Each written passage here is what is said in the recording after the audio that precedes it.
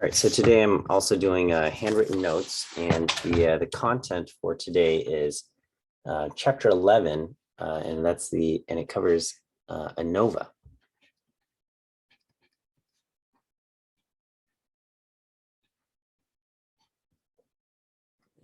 And ANOVA is kind of short for analysis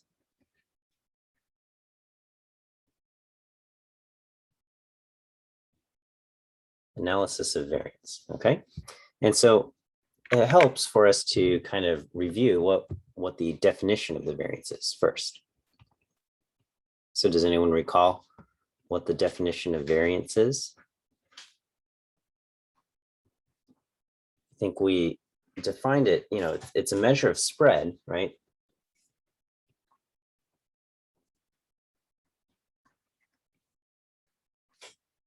And we said it is, you can think of this as the average squared distance from the mean.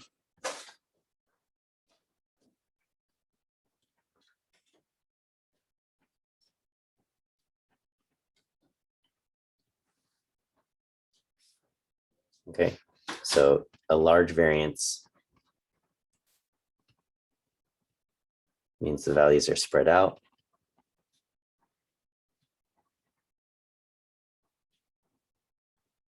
Or a small variance, on the other hand, means the values are similar to each other.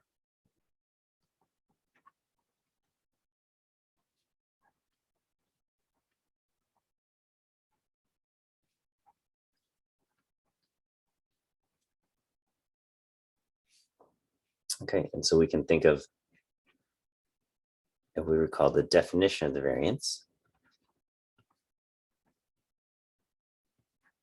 it's standard deviation squared, or we take each value, we subtract off the mean, we square that difference, and then we divide by 1. Okay, so we take each value, subtract off the mean, and square it, and we do that for every single value. And then we kind of take the average, so that, taking the average would be adding them up and dividing by how many you have, except in our case, we're adding them up and dividing by n-1.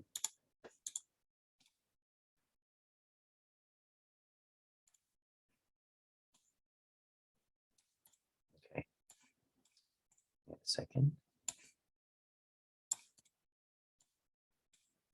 And so the big idea here is,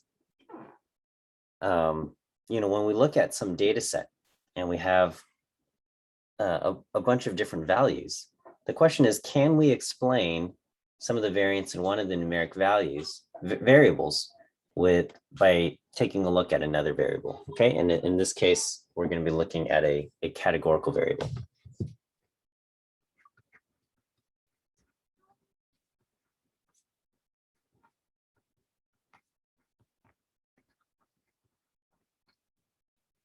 Okay.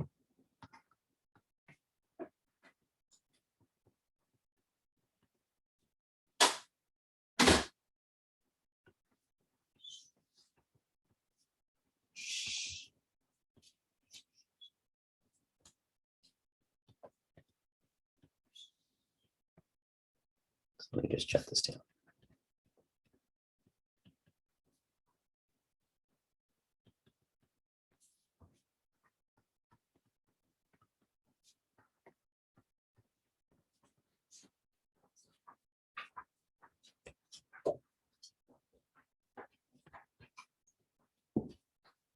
Okay, and so, we've done something like this already when we take a look at t-tests, right? So we have the t-test for independent groups.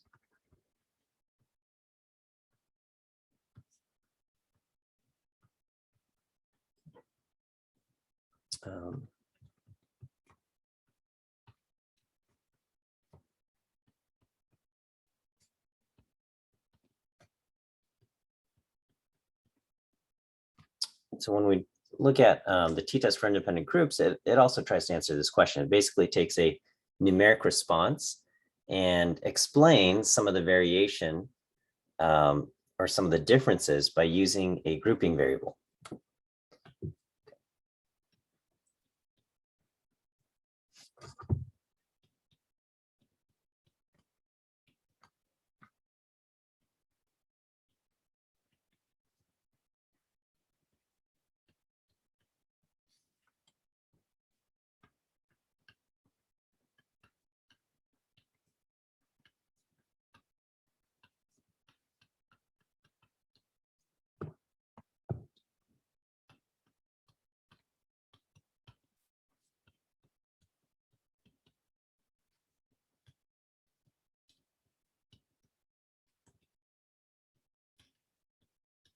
Okay, and at the end, we might make the conclusion that group 1 has a larger mean than group 2. Okay, so.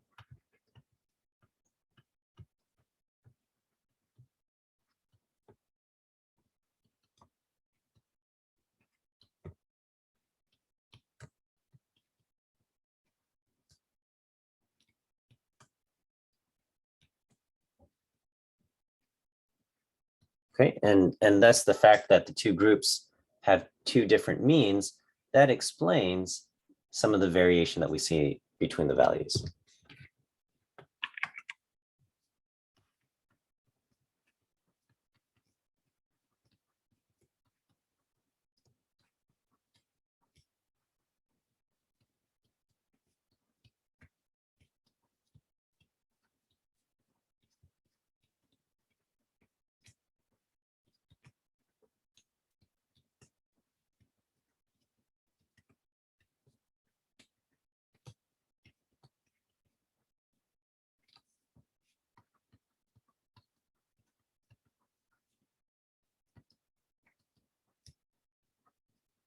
Okay, and again, when we say the word explains, we're not saying this is the reason why. We're not making a cause and effect conclusion. All we're just saying is that, yeah, if you take into account this grouping variable, right, whether it be gender or if we're talking about plants, species, or the color of the flower, or whatever it is, perhaps that grouping variable can explain why some of the things have larger values than other observations. Some of the observations belong to one group, and that group has a higher mean, and that explains why we're seeing different values here.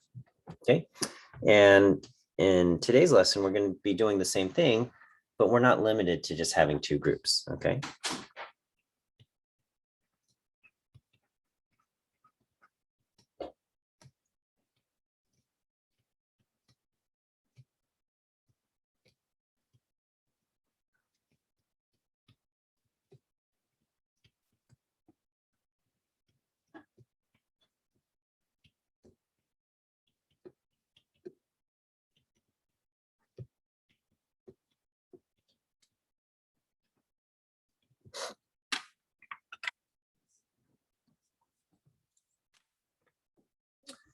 Okay. We could ask, well, why don't we just do a whole bunch of t-tests? What would happen if we just did a bunch of t-tests if we had several groups? Okay, well, we run into a problem. So let me kind of illustrate this a little bit, right?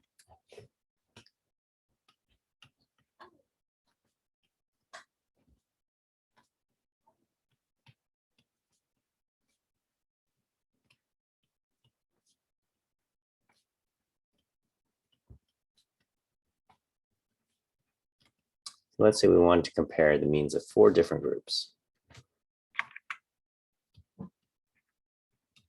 Okay, so we'll just say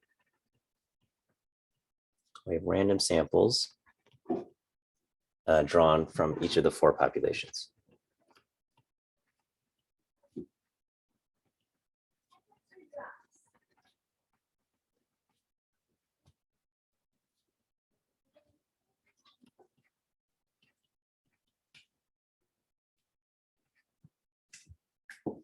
Okay. And so the question is, excuse me a second.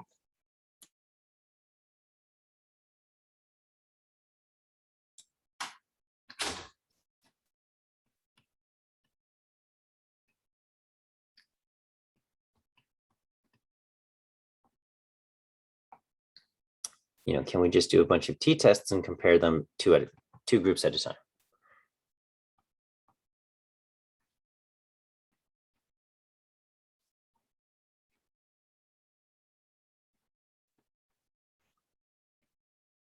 Okay.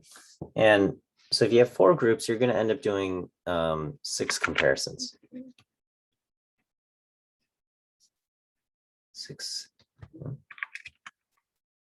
comparisons of 2. Okay, so, test 1, the null hypothesis would be mu1 versus mu2. And then the second test, your null hypothesis would be mu1 versus mu3. Third test, null hypothesis, you'd compare mu1 and mu4. Then you would compare mu2 versus mu3. The fifth test, you'd compare mu2 and mu4. And then the sixth test, you'd compare mu3 and mu4. Okay, so there would be 6 tests to do. And the problem of multiple comparisons is not that it's more work and that you have to do more tests. Okay, that's not the problem. Okay, especially because we have a computer, you can just kind of type these things in, and it's fairly easy. Okay.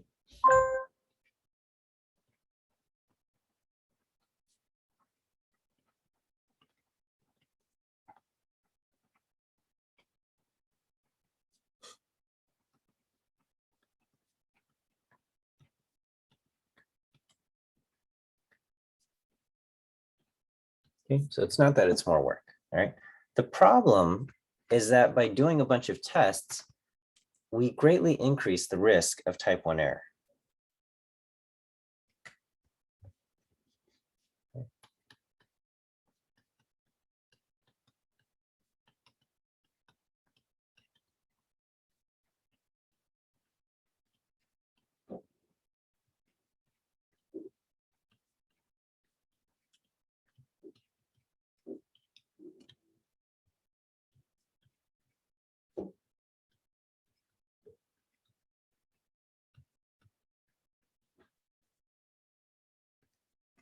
Okay, so once again, the type 1 error is the false positive.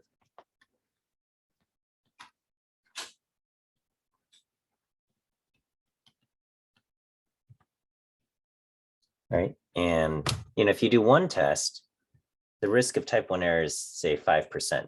Okay, but if you have a whole bunch of these tests, then the risk of committing type 1 error at any one point in time is going to be much greater, right?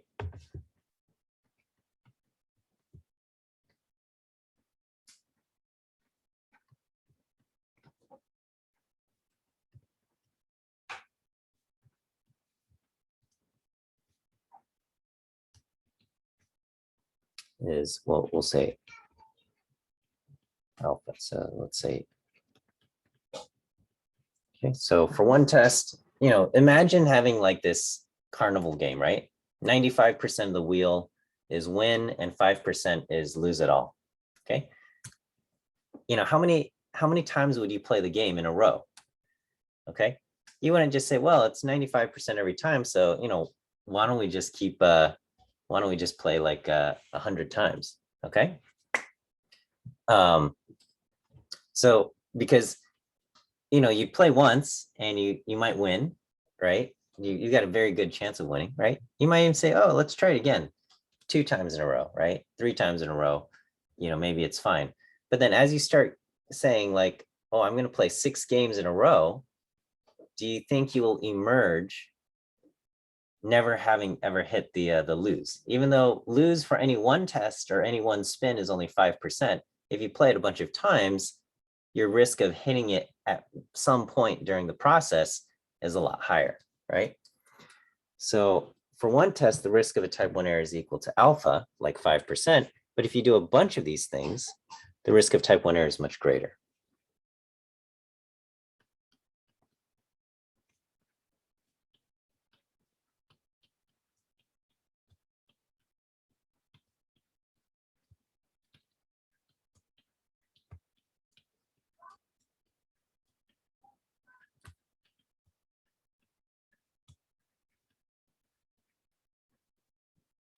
Okay, so let's there's a comic, a web comic that I'd like to share. Let me look it up here.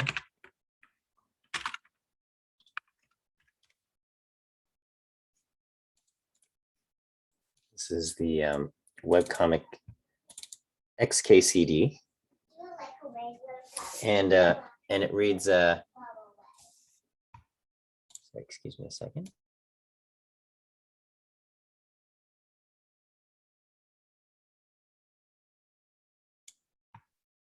Okay. So it starts off, it says, jelly beans cause acne. And then they say, scientists investigate. All right. And then the scientists come back and says, we found no link between jelly beans and acne. The p-value is greater than 0.05. And so they say, well, that settles that. And then the other person objects and says, I hear it's only a certain color that causes it. And so they have the scientists investigate, and the scientists come back and they say, we found no link between purple jelly beans and acne, p greater than 0.05. We found no link between brown jelly beans and acne, p greater than 0.05. We found no link between pink jelly beans and acne, p greater than 0.05. We found no link between blue jelly beans and acne, p greater than 0.05. We found no link between teal jelly beans and acne, p greater than 0.05. And it keeps going. We found no link between salmon jelly beans and acne. We found no link between red jelly beans and acne. We found no link between turquoise jelly beans and acne. We found no link between magenta jelly beans and acne. We found no link between yellow jelly beans and acne. All of these have p greater than 0.05. We found no link between green jelly beans and acne. We found no link between tan jelly beans and acne. We found no link between cyan jelly beans and acne. And says, we found a link between green jelly beans and acne. The p is less than 0.05. And they say, whoa. And then we found no link between mauve jelly beans and acne. We found no link between beige jelly beans and acne. We found no link between lilac jelly beans and acne. We found no link between black jelly beans and acne. We found no link between peach jelly beans and acne. And we found no link between orange jelly beans and acne. But of course, after all of these studies, what gets published? This news article, green jelly beans linked to acne, 95% confidence, only 5% chance of coincidence, right? So, what's going on there? Well, is it that green jelly beans are actually linked to acne? They did the experiment and their p-value did end up less than 0.05, but probably a more likely explanation is that there's actually nothing, that the green jelly beans aren't actually linked to acne, but because of just some strange coincidence in this data, they ended up getting a p-value less than 0.05. Okay. And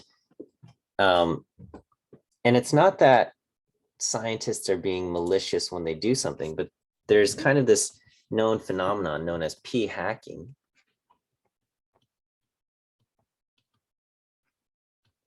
And it's kind of the idea that if you slice your data enough times, you're almost bound to find something interesting along the way, right? You're almost bound to find kind of this strange link that can't be explained by just random chance, can't be explained by random chance. It just has a low probability of happening by random chance, but maybe it was just that low probability, right? You might slice your data in a way and the test comes back and says, oh, you know what? There's only a 4% chance that this happens by randomness, but you could very well be in that 4% just because you've kind of sliced the data enough times, right? And so when you do a whole bunch of comparisons like this, compare group one with group two, group one with group three, group one with group four. And, if you have a whole bunch of these things here, we're doing 6 tests or, but if you did something like 20 or 30 tests, the risk of committing a type 1 error becomes much, much, much greater.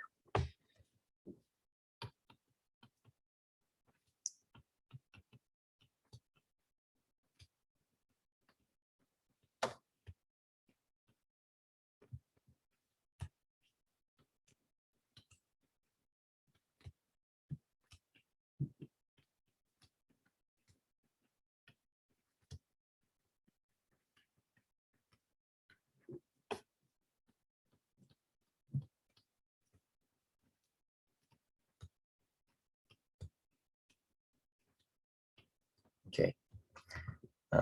And so there's the XKCD comic.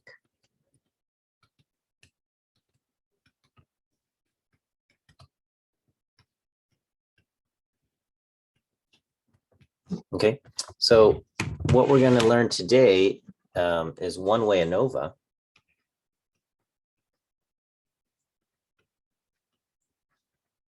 And in Way ANOVA, we're going to compare the means of all 4 groups simultaneously in one test.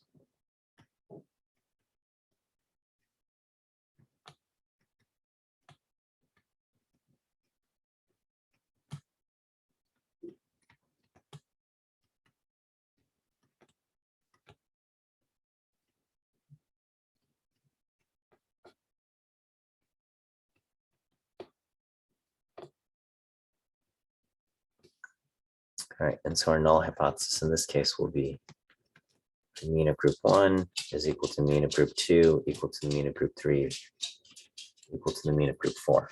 Okay, and then the alternative is at least one mean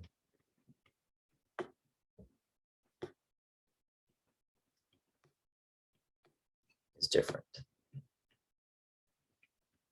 Okay, and kind of like the chi-squared goodness of fit test, any ANOVA with more than 2 groups will be non-directional.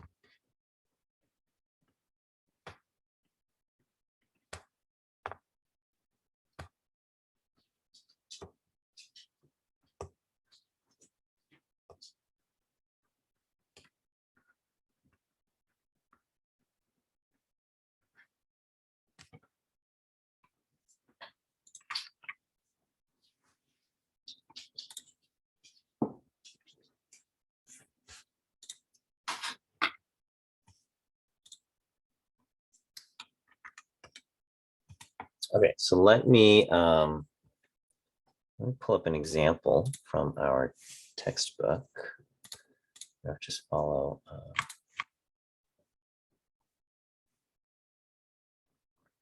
Get this table here.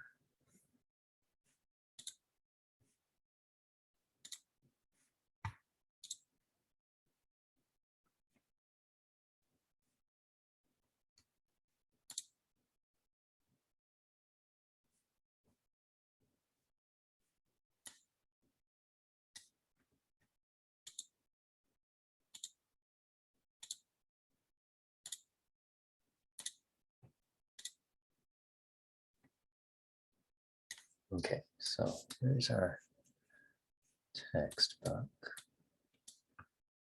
Let's see, how do I zoom in? Just make this a little bigger. Okay, there we go. All right.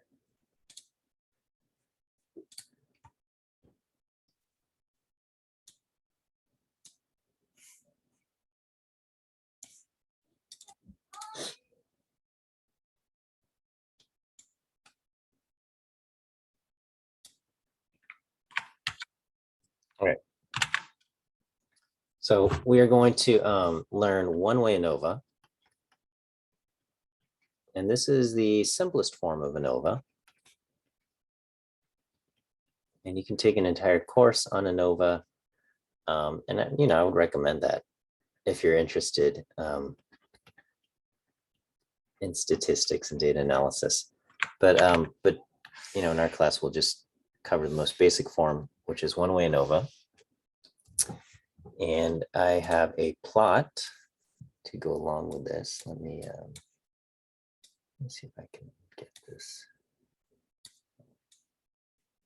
right there.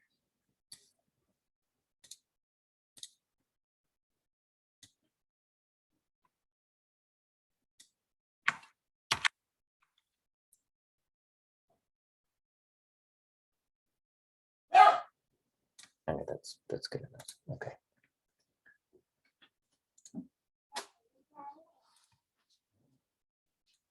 These two things together.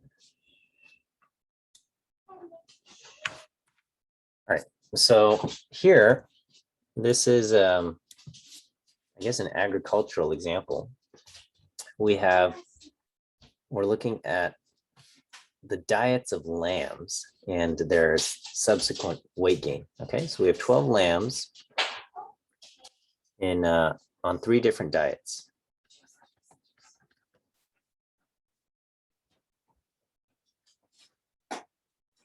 Okay, and so each of these kind of and we're just seeing if do the different diets cause different amounts of weight gain.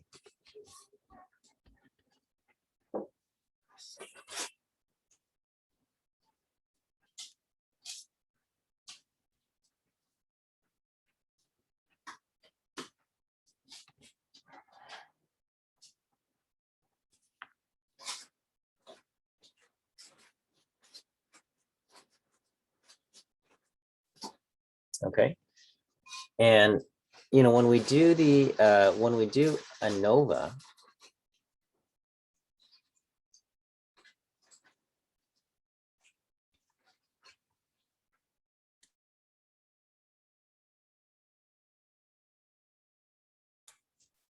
the analysis, so when we do analysis of variance, okay, effectively, when we talk about the variance, we just say, okay, all of these different lambs, we've got 12 lambs, and they're plotted here, and they're on, we say, these different lambs gain different amounts of weight, right? So there's variance. Variance exists.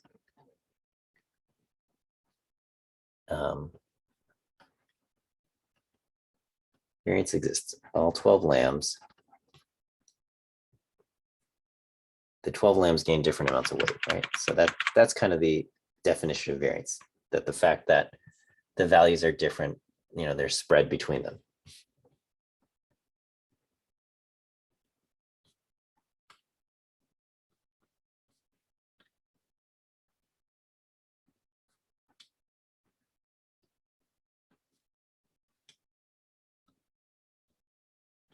Okay.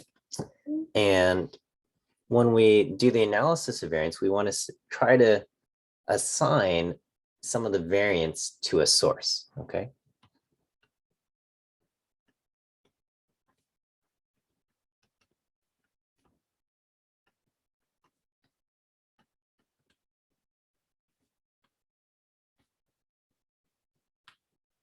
Okay. And so as far as the source of the variance goes, we can say, the different amounts of weight gain is caused by having different diets, right? So that's one possible source, right? So the different diets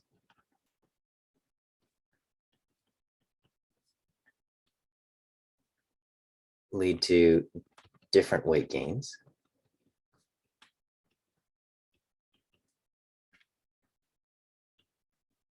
Okay, so this will be different diets. And then the other source is just individual differences between lambs on the same diet.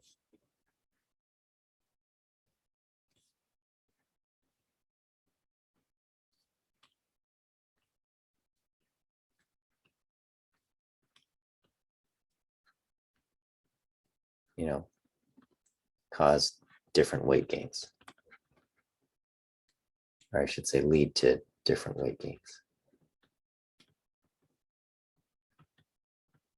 Right. So that's what we're doing with the analysis of variance. We're trying to split the total amount of variance into saying, well, some of it is because you have different diets, and the different diets lead to different amounts of weight gain. And then even among lambs that are on the same diet, you just have individual differences between the lambs there, and they will just gain different amounts of weight. Okay, and so that's what we have here. And so when we look at this, we have some summary values. We have this is a very small data set, so I was able to kind of plot, every dot individually here. But here we say, okay, the mean is 11 and 15 and 12 for these different groups. And so I'll go ahead and I'll plot those. So we have, this is the mean of diet 1. The mean of diet 2 is 15, which is right there. And the mean of diet 3 is 12, which is right there, okay? And, this, we also want to calculate a quantity called the grand mean.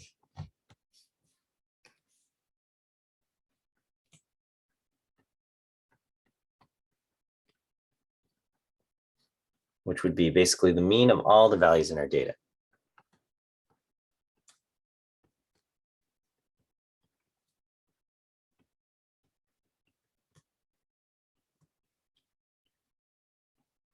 All right, and so that we use y double bar, and to calculate this, we will basically add up all the values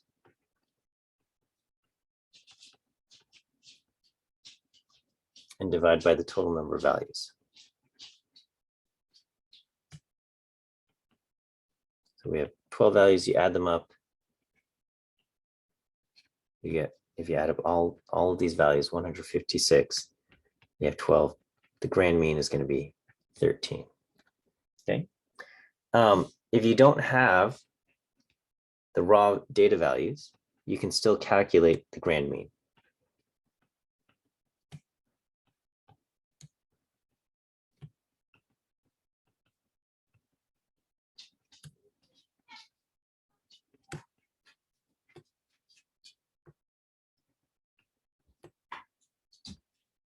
Okay. You can still get the grand mean from summary values.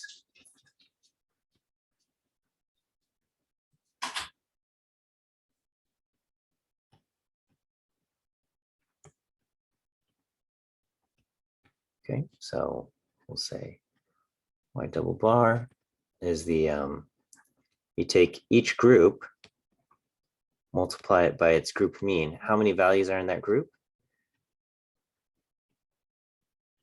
And then you divide by the sum of the group values, right? So we had 3 in this group, 11 is its mean, so we do 3 times 11.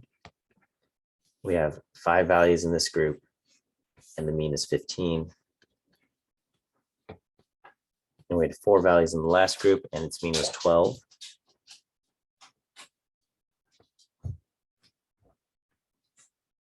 And we divide by the sum of 3, 5, and 4, okay? And this quantity down here, this is sometimes known as just n dot. That's the total number of observations.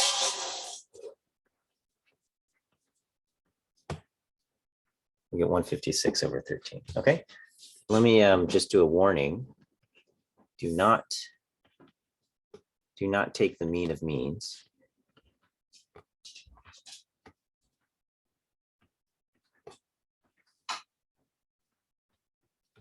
Okay, which would be something like 11 plus 15 plus 12 divided by 3. Okay, this is wrong. You have to weight them by their size. This only works out if all 3 groups are the same size. If all 3 groups are the same size, then you can do that. But if you don't, so I'm going to go ahead and put the grand mean here at 13. Okay, so that's the grand mean. This is Y double bar.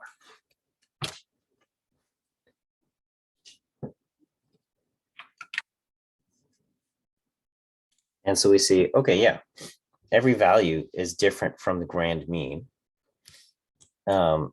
Each group has a mean, group mean that's different from the grand mean. And each individual within a group is also different from its own group mean. Let's see if I can.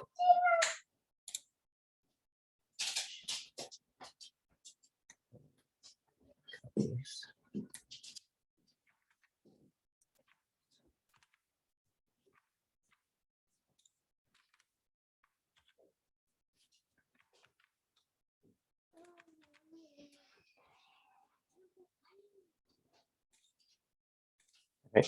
Let me just mention a tiny bit of notation here. Could I go back for 1 second? Let me see.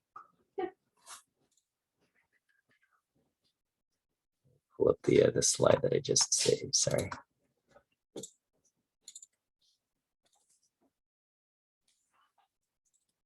Okay, so there's a question. Can I go back for a second? Okay, yeah. And the session, why do we plug in 11 and not 11,000? Okay, so this is 11.000. So that's 11. It's just, I don't know why they put in 3 decimal places, 3 zeros after the decimal place. So I'm not sure. It's just 11. The mean of 8, 16, and 9, if you add 8, 16, and 9, it adds up to 33. 33 divided by 3 is 11. Yeah, it looks like 11,000, but it's not. It's just 11. So yeah. Okay, so just a tiny bit of notation, a note on notation here. Okay, the individual values here are y, I, comma, j, all right? I is, the subscript I is the group number, and j is the value, I guess, the position within the group.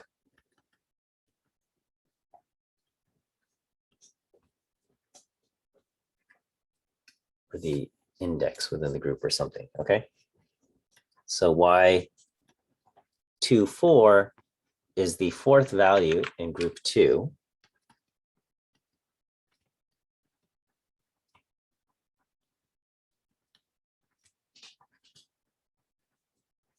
Okay, so y24 would be the 4th value in group 2, and that would be 11. Okay, so I'll just go ahead and I'll label a few of these. So 8 would be y11, 16 would be y12, 9 would be y13.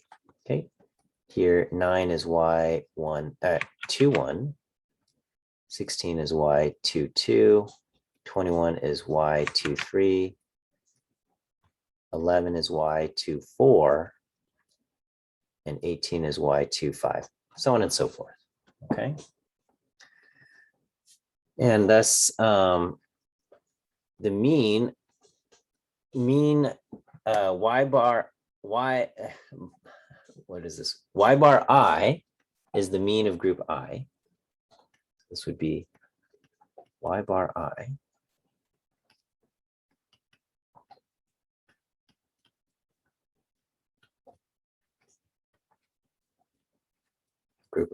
Group I. So y bar 2 would be mean of group 2, and that would be 15. Okay. So let's talk about the total variance for all observations.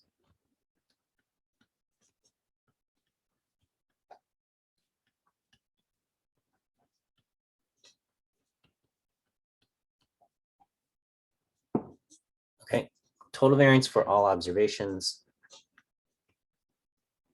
We said this is, what we're gonna do is we're gonna do the individual values minus kind of the grand mean. We're going to square that. And we're going to do divide by total observations minus 1. Okay, and so we could do this. And we would go through each value. It would be 8 minus 13. So again, the grand mean is 13. So we would do 8 minus 13 squared. And we would do the next value, 16 minus 13 squared, 9 minus 13 squared, so on and so forth, all the way to the last value, 6 minus 13 squared, right? This one. And then we would divide by how many observations we have, 12 observations minus 1. We have a question. It says, just curious, would outliers be a source of variability that falls under individual differences, or would it represent differences caused by being on different diets? Yeah, so yeah, outliers, we're not really trying to distinguish between things like that. You know, probably outliers would be like an individual difference, but then again, the outlier would also affect the group mean. So it's kind of hard to say. The fact that an outlier exists is going to increase the variance. Part of it will be due to the group and part of it will be the individual difference. Can you have multiple sources of variance? Yes. So as far as one way ANOVA, we've got one source of variance being the diet or whatever. We basically are splitting groups based on one variable only. So here we've got diets splitting the 3 groups, and then there's always going to be individual differences. Okay. So right now we just, with one way ANOVA, you really only like got 2 sources. But, and again, we're not going to cover it in our class, but you know, if you learn more ANOVA, you know, you have like the 2-way randomized block design, and you'll have like basically two sources of variation plus individual differences.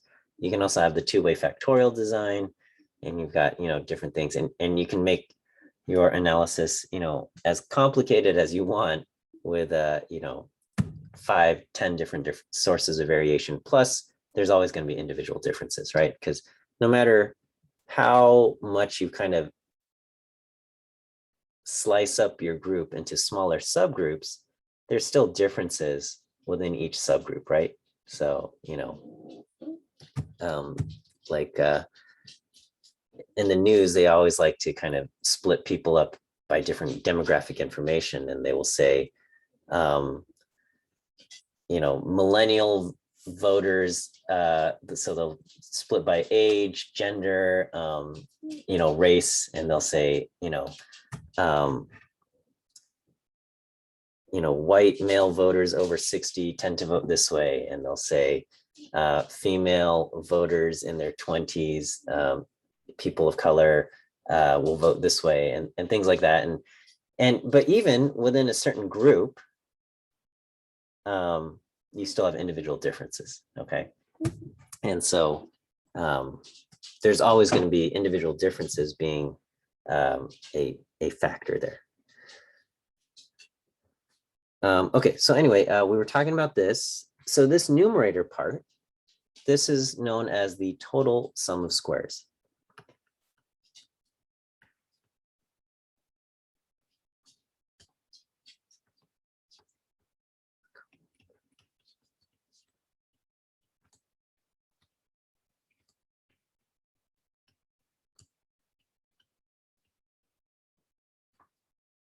Or the SS total.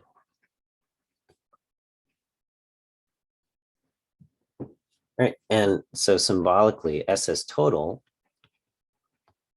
what we will do is we will take each individual value, Yij, subtract off the grand mean. We will square that difference, and then we will sum over all the values in the group, and then we will, or I'm sorry, we will sum over, I had this wrong. First, we sum over all values in the group J, all the different J values in the group, and then we sum across all the different I groups, okay? So read from the inside out.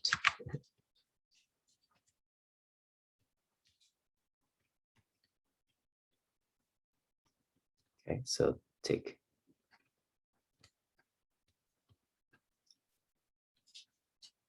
individual y, ij, find the difference from the mean, and square it.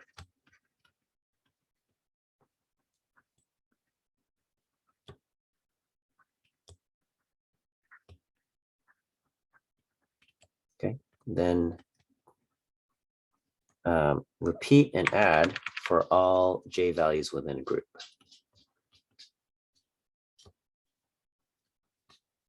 So that's the sum j.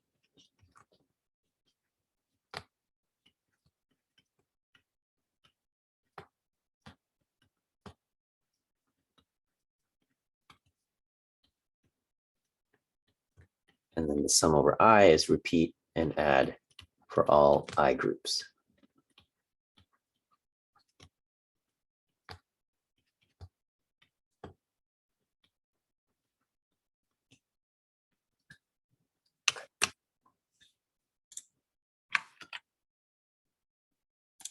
I completely forgot about our view quiz answers. The first view quiz answer today is D, D as in dog. D as in dog is our first view quiz answer.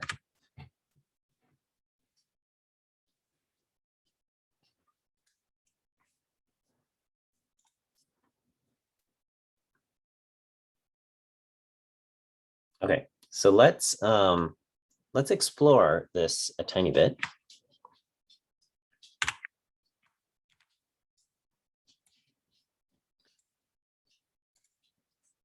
And let's take a look at the first lamb that we have in our table. Okay. So this lamb has y11 equal to 8, okay? Gained 8 pounds on diet 1.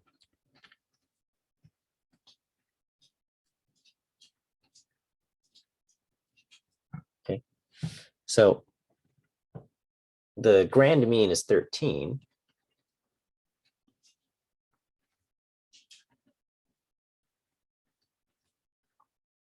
Okay, 8 is 5 less than 13. The lamb contributes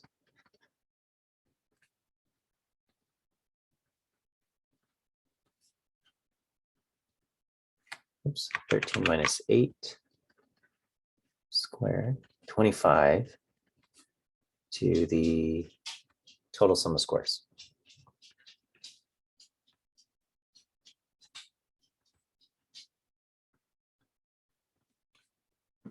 Okay, and what we want to do is we want to kind of decompose the total sum of squares into, differences between groups and individual differences within its own group.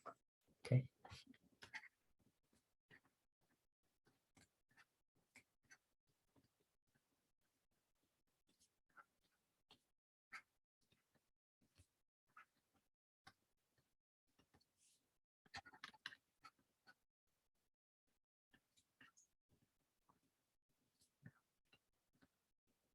Differences between the groups, basically how much, how different each group is from the grand mean.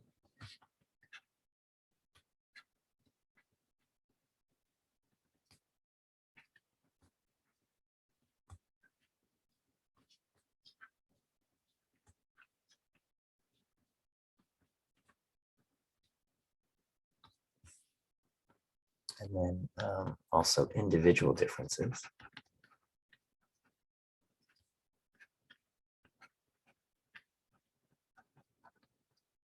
Basically, how different each individual is within its own group.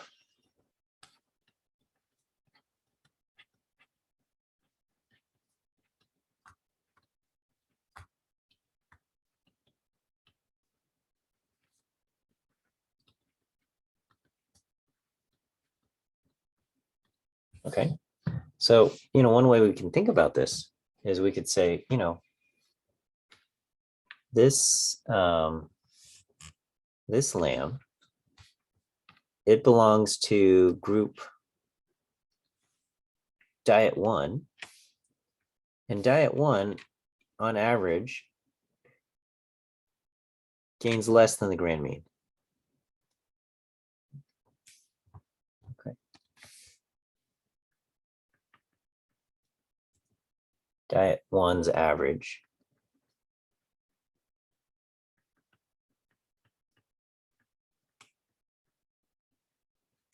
is less than y double bar, right? And then, but even within that group,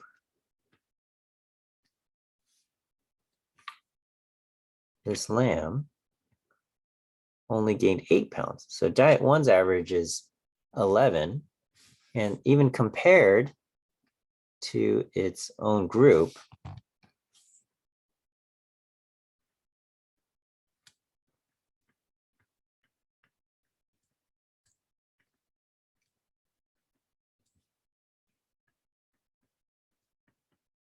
this lamb gained less than the average.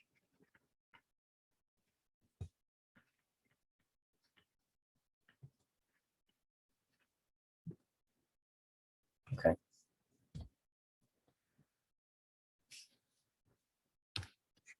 So we will have the sum of squares between groups.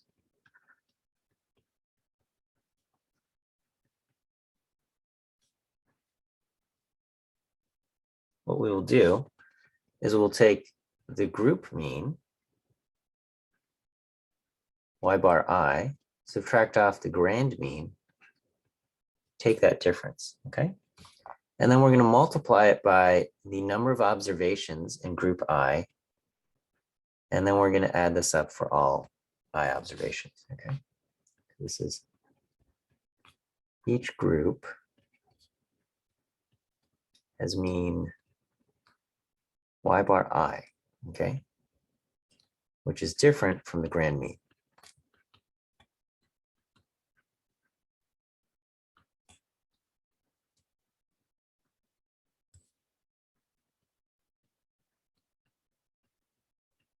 Okay, we square that difference and multiply it by the group size ni.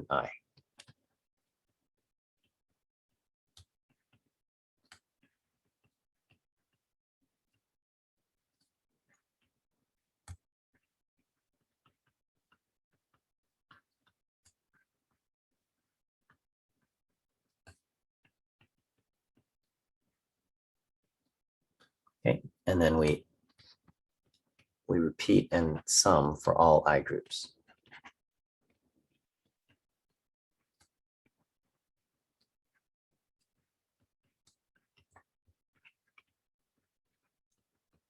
Okay, and then we'll have sum of squares within a group.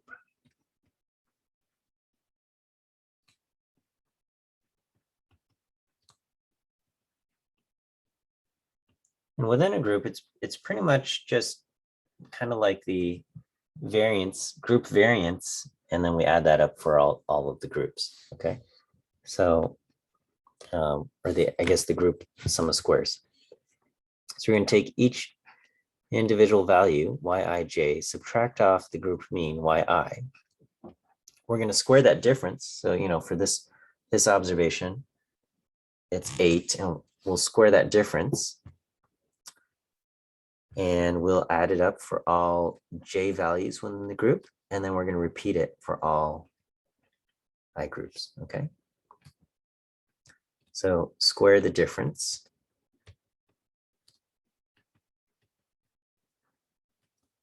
Between individual yi and the group mean, y bar I. Individual yij and group mean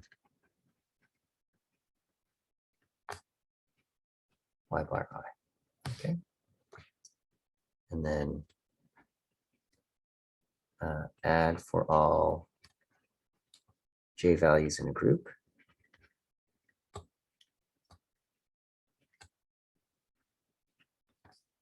And then repeat and add for all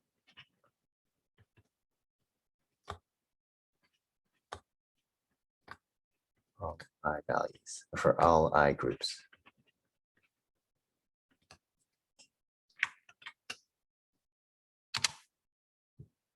It's the sum of squares within a group.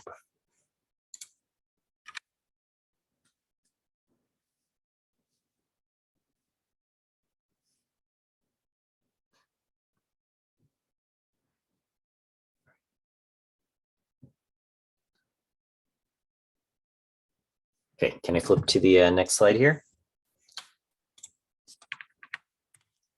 All right, so let's just do this for one of the groups, okay? So we have this relationship that the sum of squares between groups plus the sum of squares within a group, this will add up to the sum of squares total. Okay, and again, our grand mean for our data is 13. Okay, and group 1 has values 8, 16, and 9. It's 3 lambs.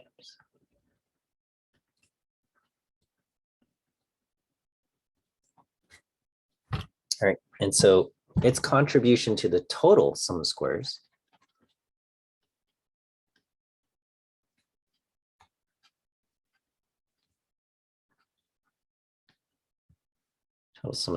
is going to be, you take the individual values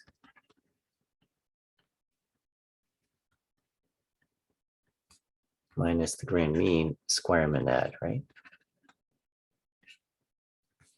So it'll be 8 minus the grand mean 13, we'll square that, plus 16 minus 13, we'll square that, and 9 minus 13, we'll square that. Okay, we get 25, 9, 16. 9 minus 13 is 4. 4 squared is 16. 25 plus 9 plus 16 adds up to 50.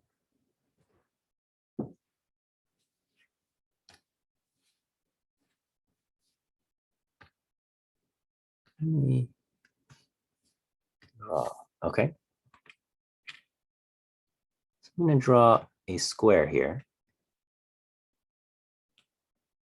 All right, I wanted this blue color.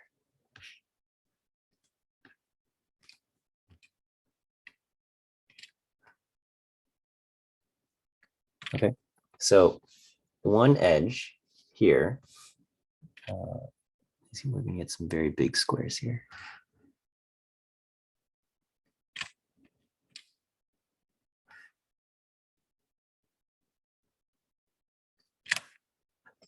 All right, I've got 3 squares, and the total sum of the squares is going to be 50. Okay. The idea here is that this distance is this one is 16 minus 13. This is a distance of 3 squared. This is this distance here. The edge of this block is 13 minus 9. So this area is 4 squared, and this area is 5 squared, if that makes sense. Okay, so you have 3 squared, 4 squared, and 5 squared. And so the size of these 3 squares is going to be 50. Okay. On the other hand, I've got the sum of squares between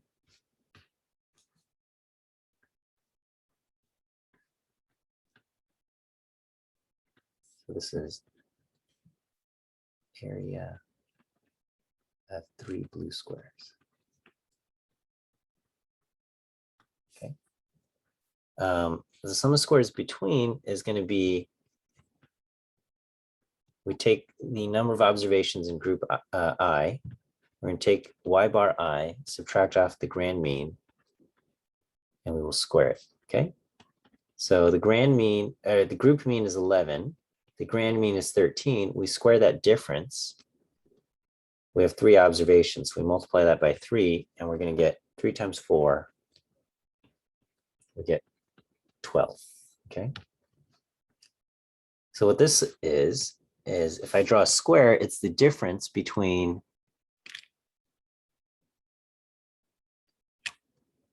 the grand mean, 13, and the group mean of 11. Okay, so this is 13 to 11. This square is 2 squared. Okay, and we're going to multiply it by 3. Maybe I'll color it in.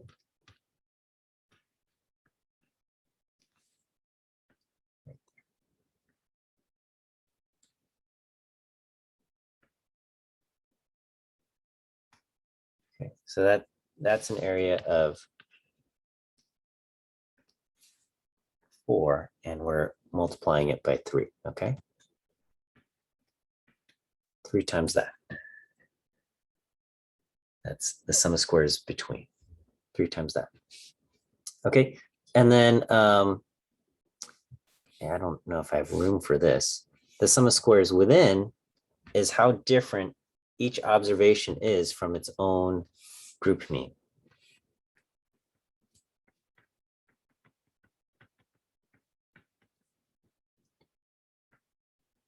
It's the sum of basically each individual value, yij, minus its own group mean, y bar I, and we square that, okay? And so we're going to take this first observation, 8, from its group mean as 11. We're going to take that difference and we're going to square it.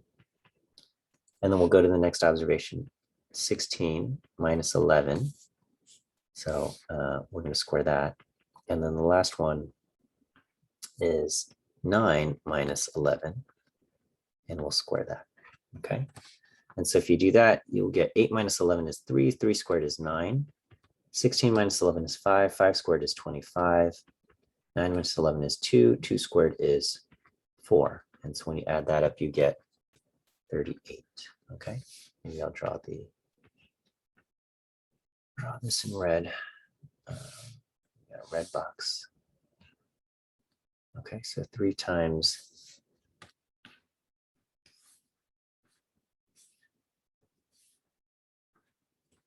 area of the red square.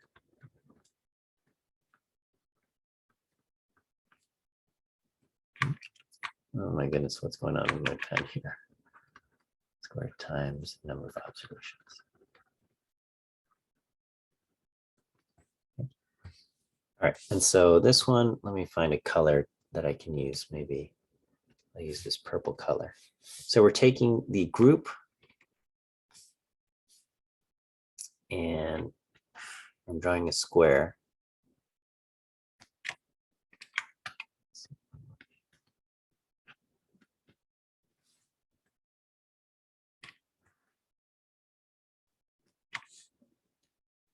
So this purple square, we're taking from the group mean to each of these individual values here.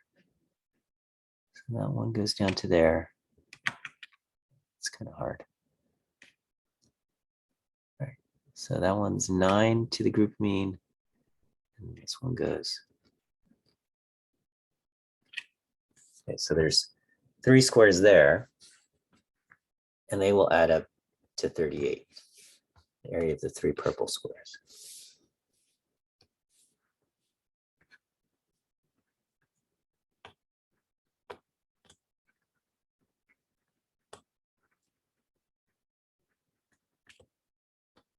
Okay, and so what we see is we do see this relationship.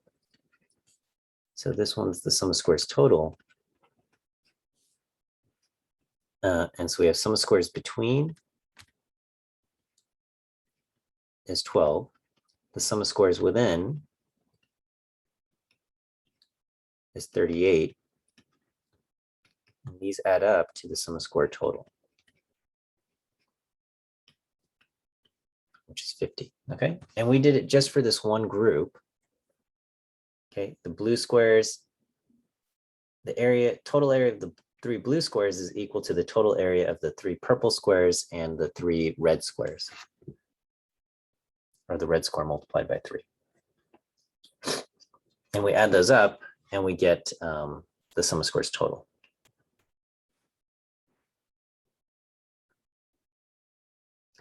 All right, you know what?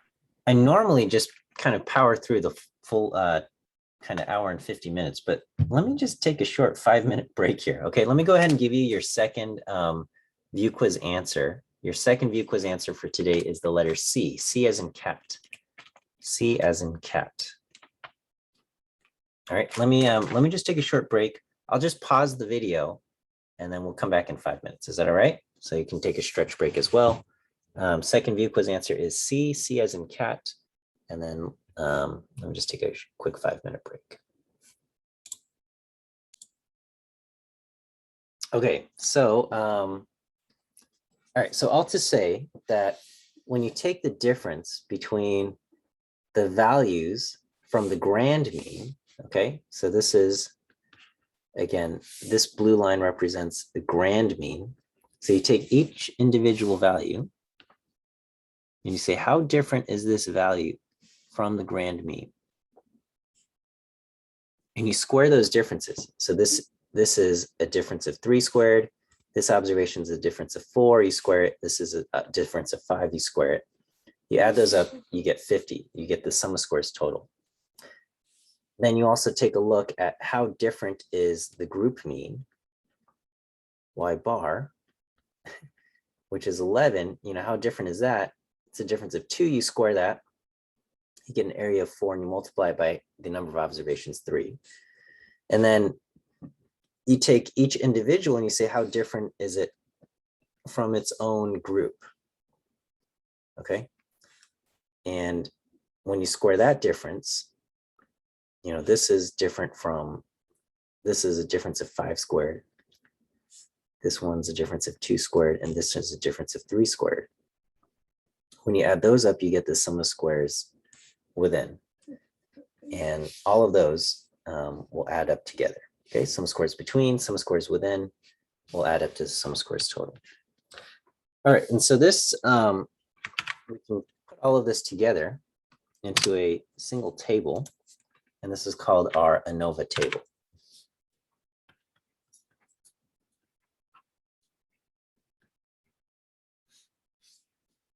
All right, so let me write the source of variance.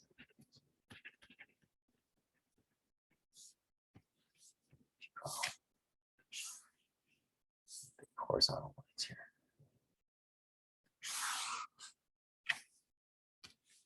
All right, so our source, we will have between groups. Then we've got within groups. And then we'll also have the total. So the source of variance, we have the degrees of freedom, the DF. We have the sum of squares.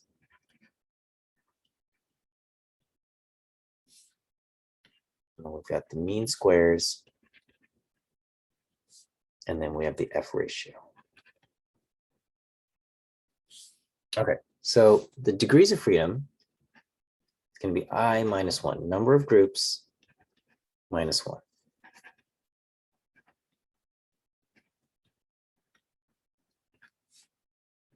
Okay, and then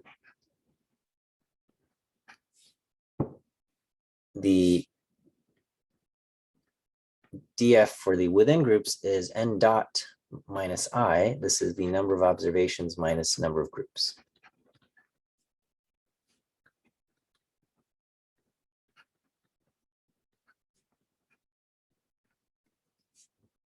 And the total is N dot minus 1. Number of observations minus 1.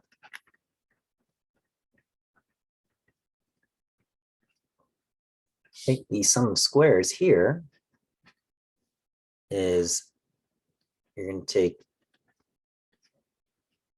the group mean, y bar I, minus the grand mean, y double bar. We'll square that, multiply it by the group size, ni, and add up for all I groups. Okay. For the sum of squares within, I'm going to change this up a little bit.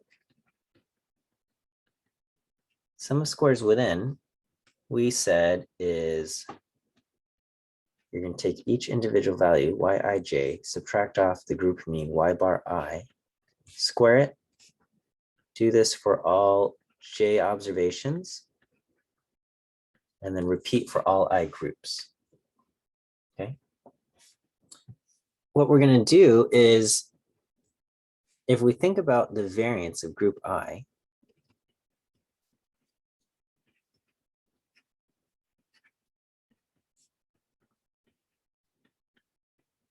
okay, SI squared is going to be defined as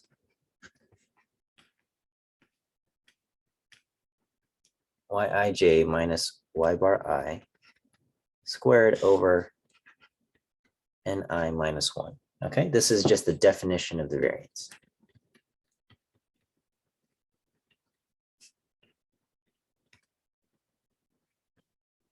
And so this part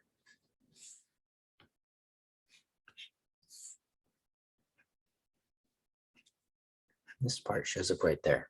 Okay, so what I can say is, just with a little rearrangement, I can take SI squared, multiply it by ni minus 1, and I'll get the numerator on this side.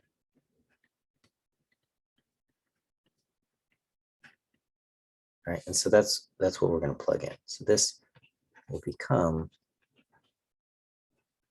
sum over I, and then I'm going to just plug in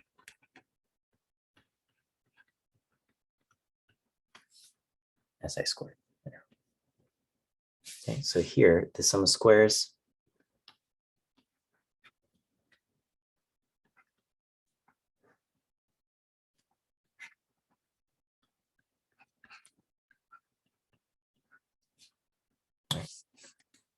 and the SS total is sum of squares between plus sum of squares within.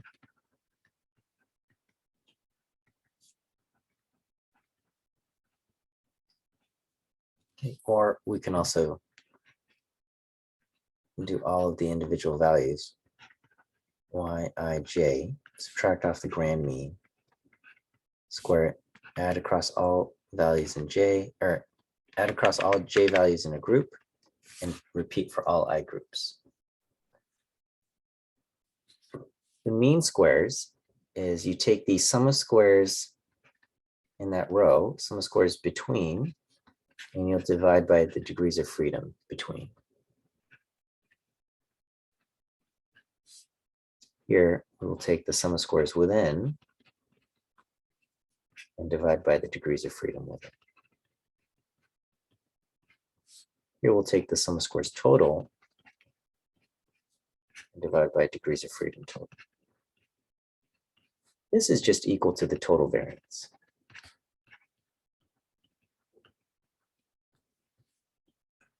Okay, the F ratio only exists for this number here, doesn't exist for anywhere else. And this is the mean squares between divided by mean squares within.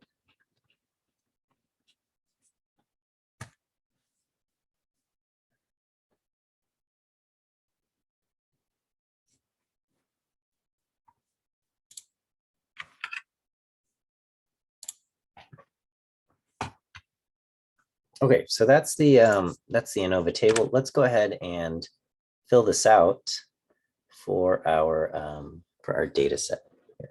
Okay. I'm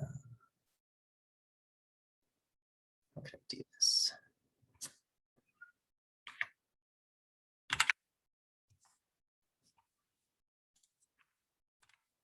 All right, so I've got so we'll fill out the ANOVA table.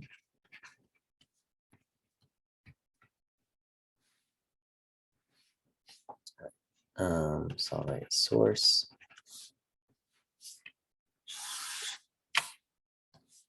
Degrees of freedom.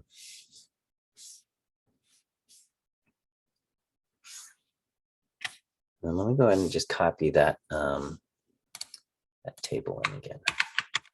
With the data points. Oops.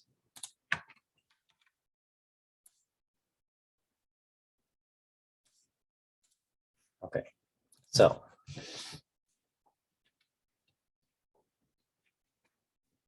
sum squares between degrees of freedom is number of groups minus 1. So we're going to have, we have 3 groups minus 1. We have 2 degrees of freedom. Okay. Sum squares within is number of observations minus number of groups. So we have 12 observations, 3 groups, 9 degrees of freedom. Okay. Sum of squares total is number of observations minus 1. We're going to get 11.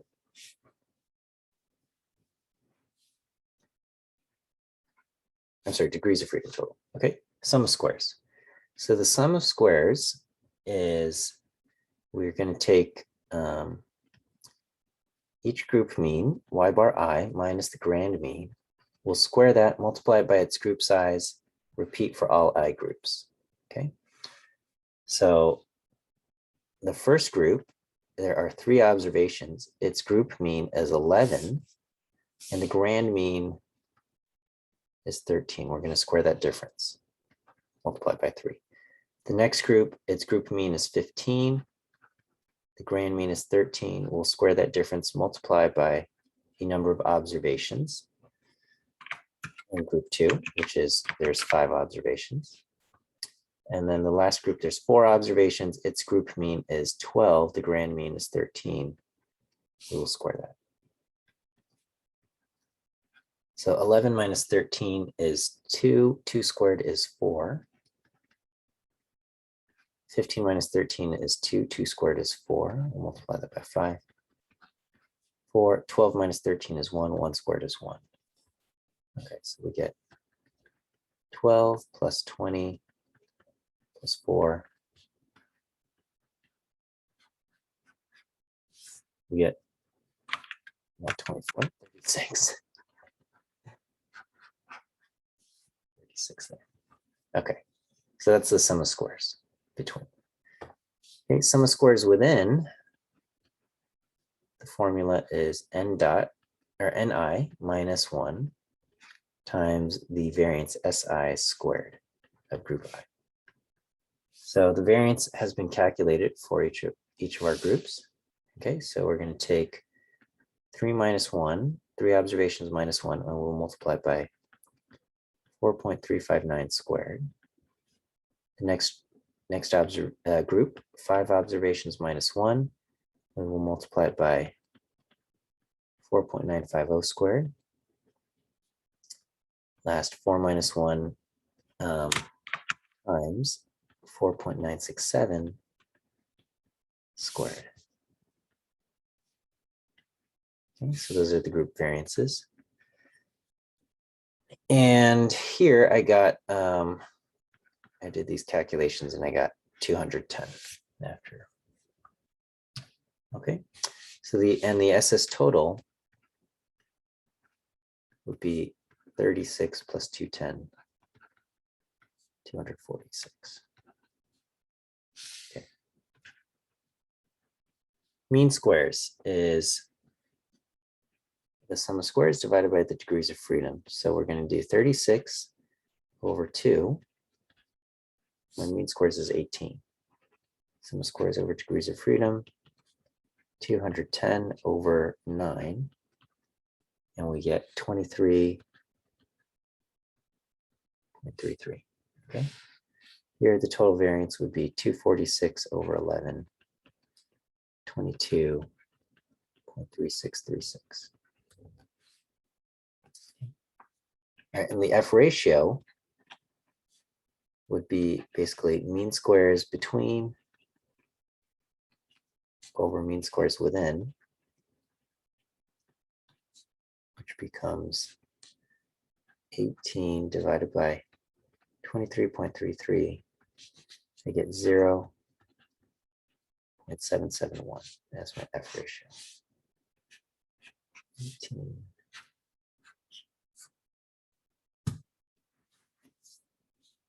Okay, There's no F ratio down here, right here.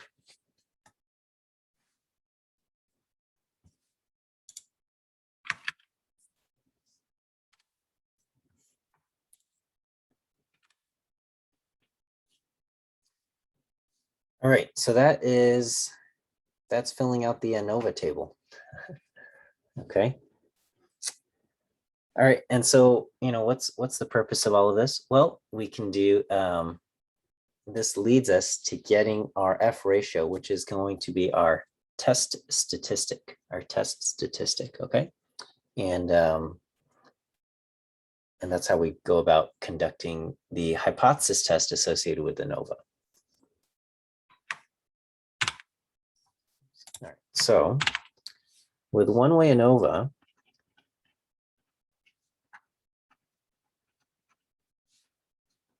the null hypothesis is that mu1 equals mu2, which is equal to mu3. Basically, all three diets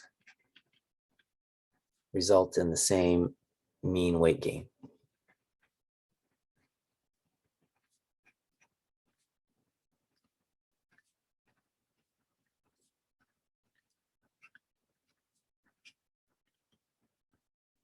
Right, and then the alternative will be at least one diet has a different mean weight gain.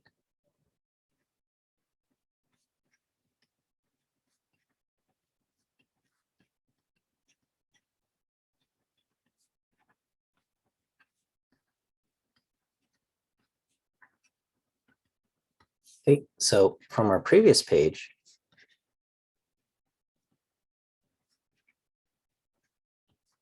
the F ratio 0.771. Okay, so our test statistic F is equal to 0.771, and it has degrees of freedom. There's a numerator degrees of freedom and denominator degrees of freedom.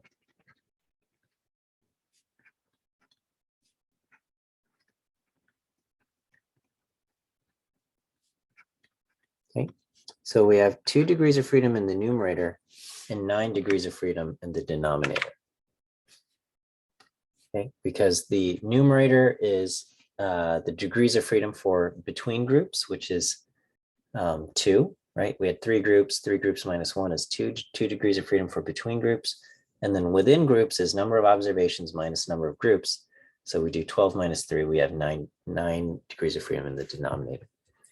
Okay, so now we go to our F table, our reference table, which, where did I put that thing?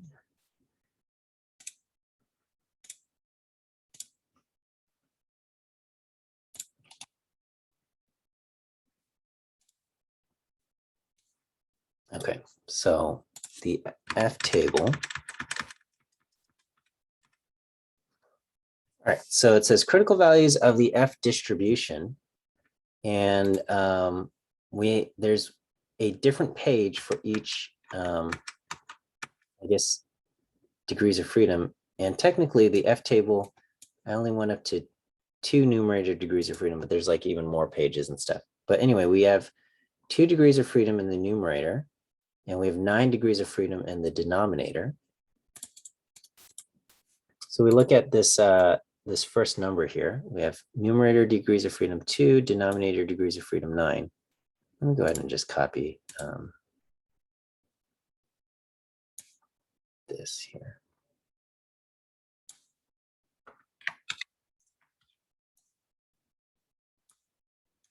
Okay, so we want numerator degrees of freedom 2, denominator degrees of freedom 9.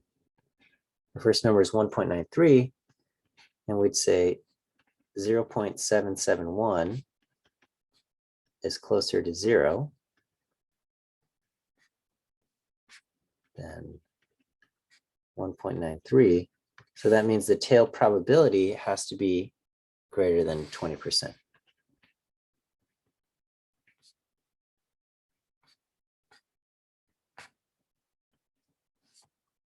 Okay, so our p-value is going to be greater than 20%.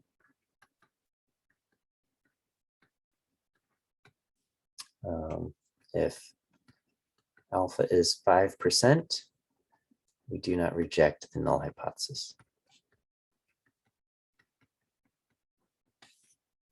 Question, how do we know the numerator degrees of freedom is 2? So the F ratio was found by doing mean squares between divided by mean squares within. And so in the ANOVA table, for the row for between, the degrees of freedom for between is 2. In that top row, the degrees of freedom is 2. And in the second row for within, the degrees of freedom is 9. So we're just using the degrees of freedom in that row, which would be 2. And that's determined by doing the number of groups minus 1. And that's how it is for one-way ANOVA. And again, as the ANOVA gets more complicated, it's more work or it changes. Okay. So we do not reject the null hypothesis. We would say we do not have enough evidence to conclude the alternative.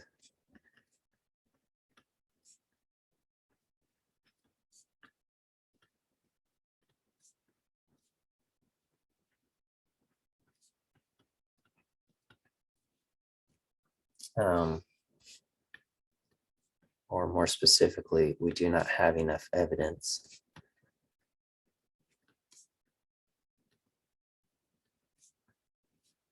to say that any of the diets produce a different mean weight gain.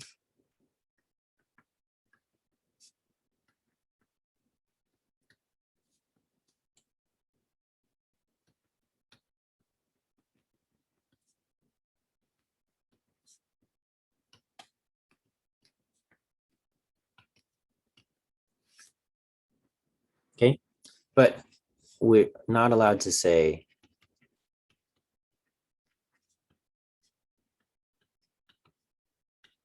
all 3 diets produce the same mean weight gain.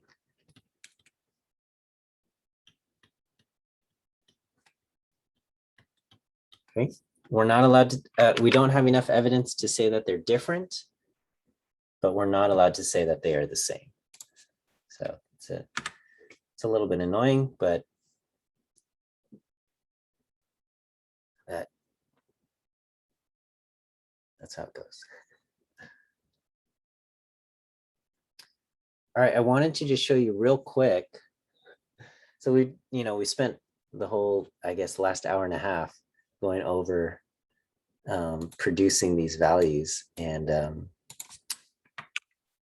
throwing them into creating the ANOVA table. Let me just show you.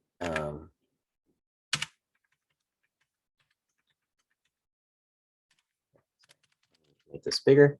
So here I'm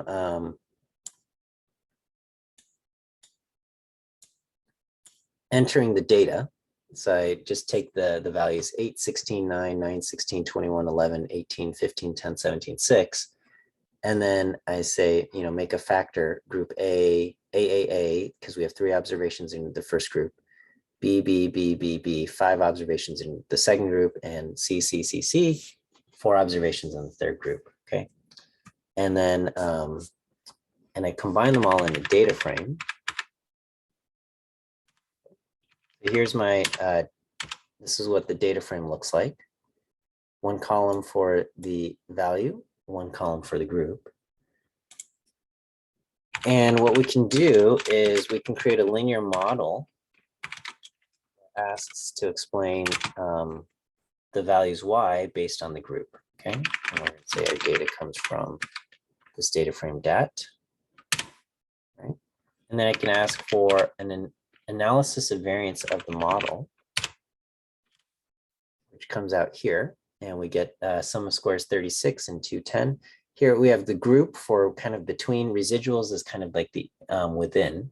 So we can think of between and within, and it lists off the degrees of freedom. We can also get the entire, basically, ANOVA table by asking summary of AOV model. And so, if we look for, if you look at your previous page here, the within group or between groups for the source, 2 degrees of freedom, sum of squares 36, mean squares is 18. The row for the within or residuals, degrees of freedom is 9, sum of squares is 210, and mean squares is 23.3. The F ratio is 0.771, which is what we calculated. And then it gives us the p-value that corresponds to it. Here, all we said was the p-value is greater than 20%. And we get a more precise number of 0.491. Okay, so perhaps it's a bit underwhelming how quickly and easy it can be done in R. But, and so, the truth is we probably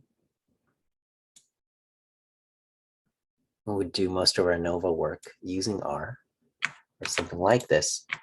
But I think there's merit in learning, where these numbers are coming from, and kind of the concept of the variance being this idea of splitting up the total sum of squares into these smaller chunks here. So I'll go ahead and I'll throw that in the notes in case you want a reference for how to go about doing an ANOVA analysis, or at least a one-way ANOVA analysis. Okay, and again, this all comes with the caveat that this is the simplest form of ANOVA, and there are other forms of ANOVA, and I will just kind of give them a little bit of a mention here. And if you are interested, or if you do think you are going to do any kind of research in the future with from experiments and things like that, I would recommend that you take a course where you learn more ANOVA. It's usually called Design of Experiments / ANOVA will be the name of the course. But so again, let me go ahead and give you your last view quiz answer for today. Today's last view quiz answer is A. A as an apple.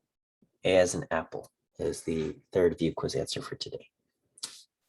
All right, so let me just write this. Okay, you will be tested only on one way ANOVA.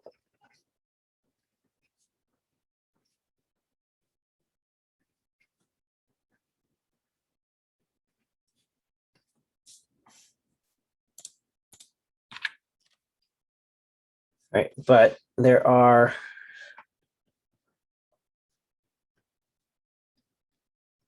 other, I guess, more complicated forms of ANOVA.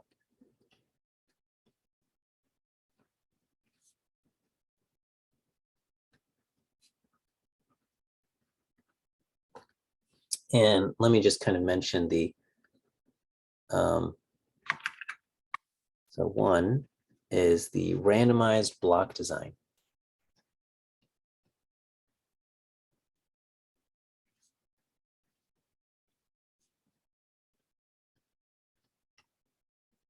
Okay, and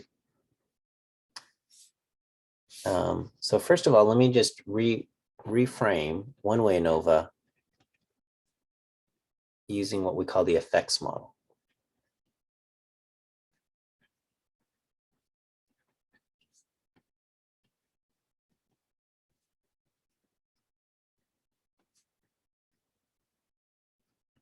Okay, so in one-way ANOVA, we're going to say an individual's value, Yij, is the effect of the population group mean plus the effect of being in group treatment effect group I and individual difference Eij. So we're going to say each value we observe Yij is equal to the population grand mean mu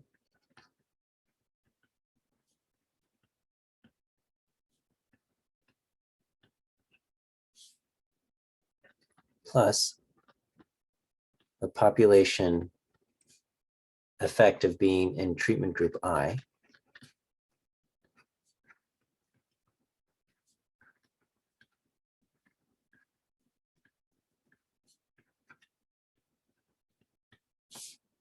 plus the individual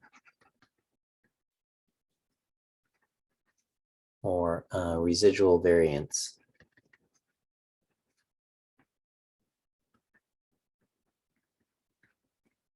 variation EIJ. Okay, and the null hypothesis is basically that each treatment group, T1, T2, T3 equals 0. Okay, that being in a treatment group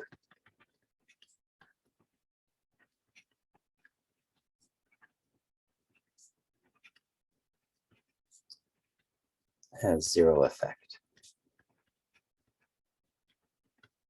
Okay, the randomized block design basically adds another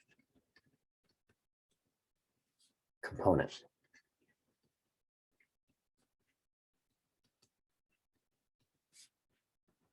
We'll say Y IJK is equal to mu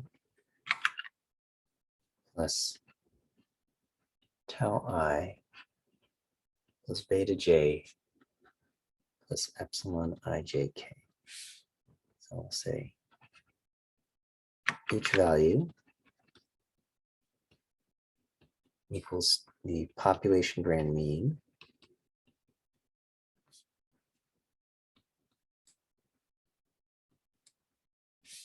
plus effective treatment group I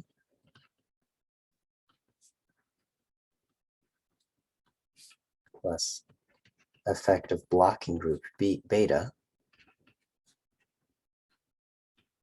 or blocking group J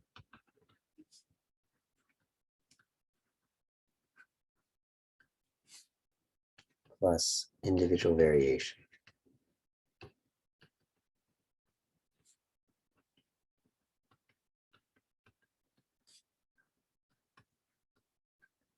Okay, and then there are two hypotheses to test.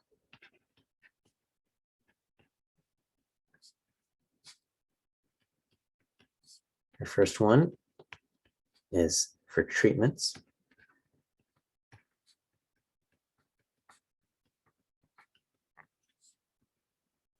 Treatment group. And then the second would be for the blocking groups.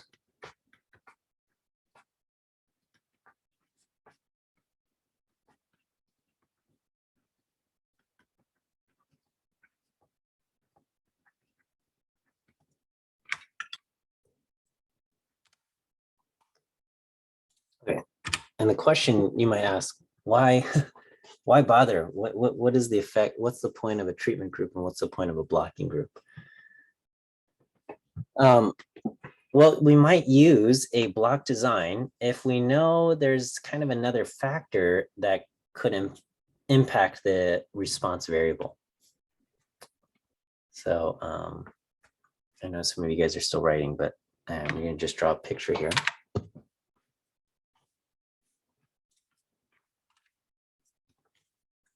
Okay, so we'll say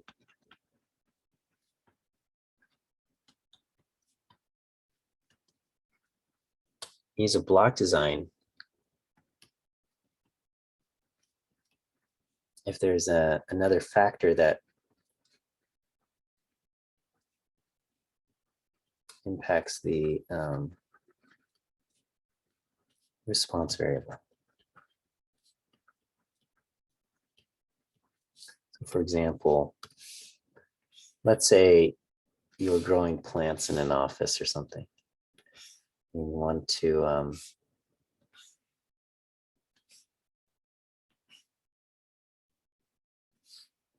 right, and so let's say there's a window here. Okay, so this area gets lots of sun. This area gets some sun. And this area gets little sun. Okay, and we're going to grow plants. And then we want to see, we compare fertilizer A, fertilizer B, in control. Okay, so a bad design would put, all plants with fertilizer A in the lots of sun area.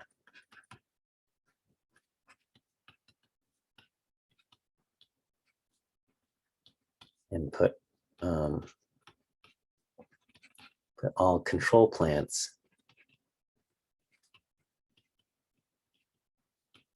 in little sun. Okay, because at the end of the study,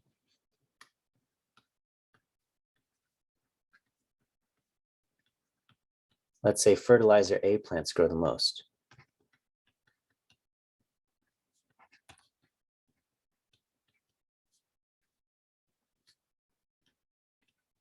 And control plants grow the least.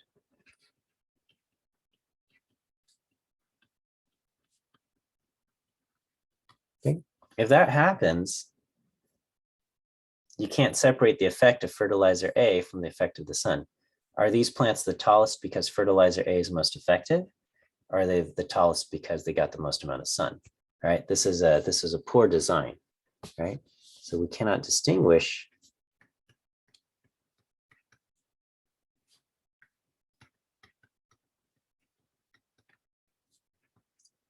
the effect of fertilizer A from the effect of the sun.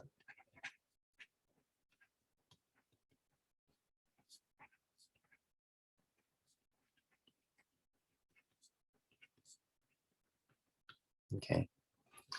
You have the random design, total.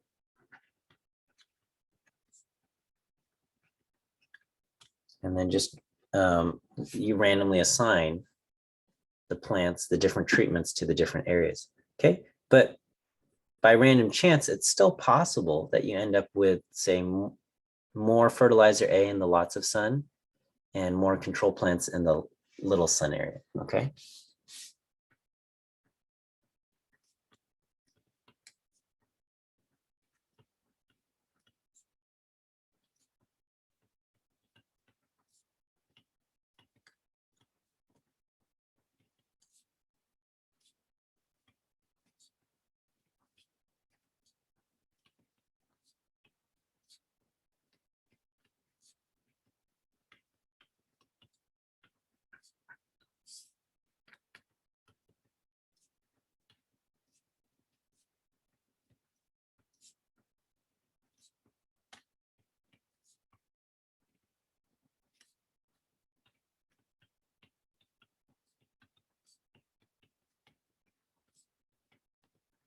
Okay, so that could happen by just random chance. So the randomized block design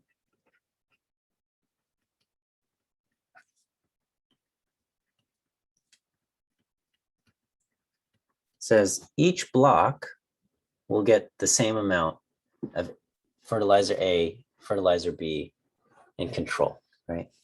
So each block, so that will be, lots of sun, some sun, little sun.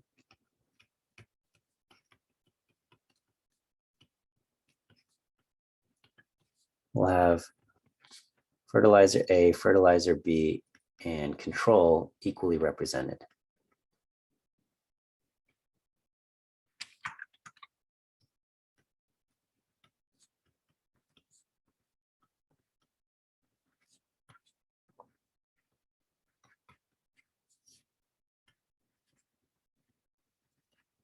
Okay, and then at the end of the study, if fertilizer A is the tallest across all three blocks, then we can be confident that fertilizer A is most effective.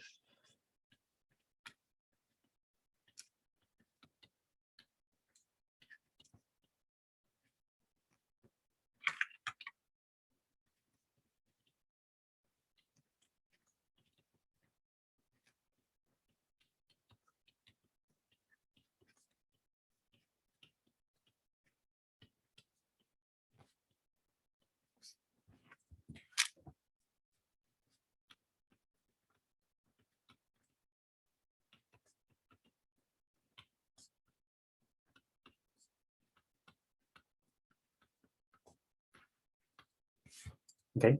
And there's kind of like this, you can take a whole course and, some people dedicate their whole lives to, how can we properly design an experiment so that when we conduct an experiment, we can easily distinguish between the effects of these different things, right?